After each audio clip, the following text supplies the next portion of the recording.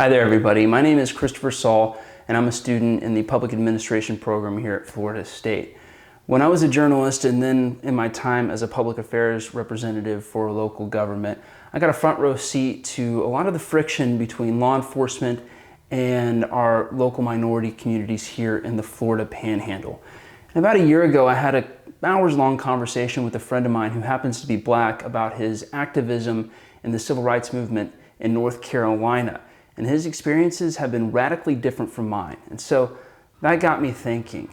I mean, in my experience, law enforcement has protected and served my safety. I'm grateful for the many times when I covered protests or rallies during the contentious presidential election in 2016, and there was a law enforcement officer right there ready to protect me if need be.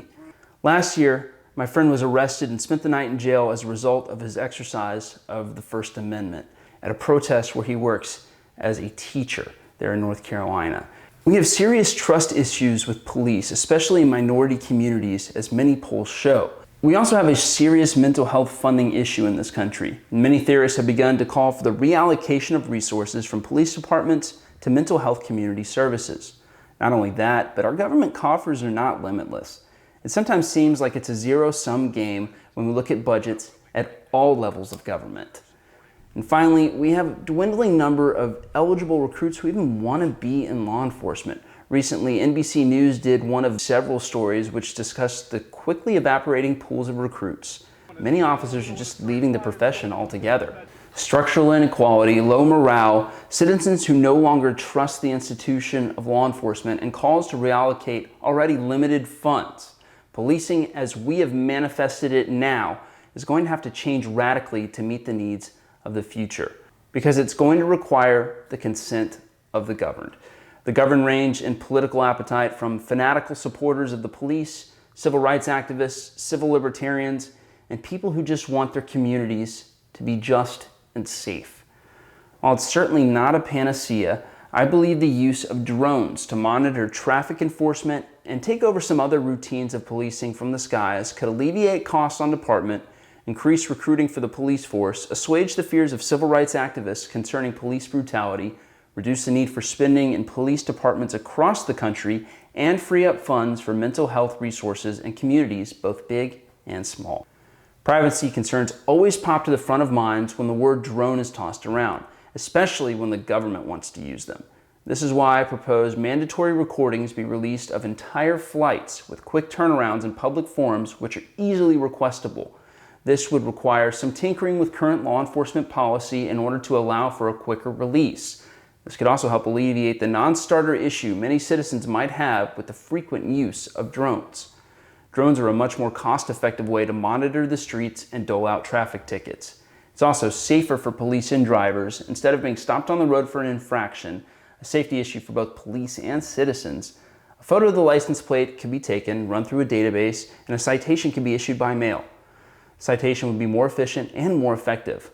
I'm betting most people don't want to arrive home to a speeding ticket. Drones would also take officers off the on-the-ground patrol while still keeping the community safe and reducing the number of citizen contacts. Much like firefighters, police could be dispatched to an incident from headquarters with backup in just a matter of minutes, possibly reaching the scene in less time than they would if they were patrolling on the other side of a small community. With an eye in the sky, responding patrol officers would also have a stated tactical advantage as well, should they need it.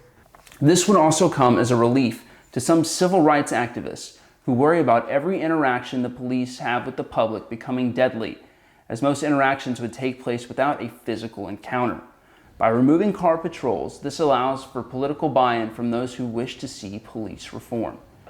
Cost is another reason to make the switch to drone patrols. The average new patrol vehicle costs about $38,000. Add in the cost to train a patrol person and their gear, and the cost of a single unit could be well over 6 figures a year. Thanks to the rapid changes in drone technology, a high-end commercial model drone can effectively patrol almost 60 hours without refueling and costs a little over $16,000. Savings like these can be passed on from the police budgets of towns, cities, and counties to at least partially fund mental health services for those who need it. The ability to keep new services like mental health revenue neutral would bring in fiscal hawks to the coalition to pass an initiative like this, while also ensuring that those who wish to advocate for the mentally ill are able to stay in the big tent we're creating as well.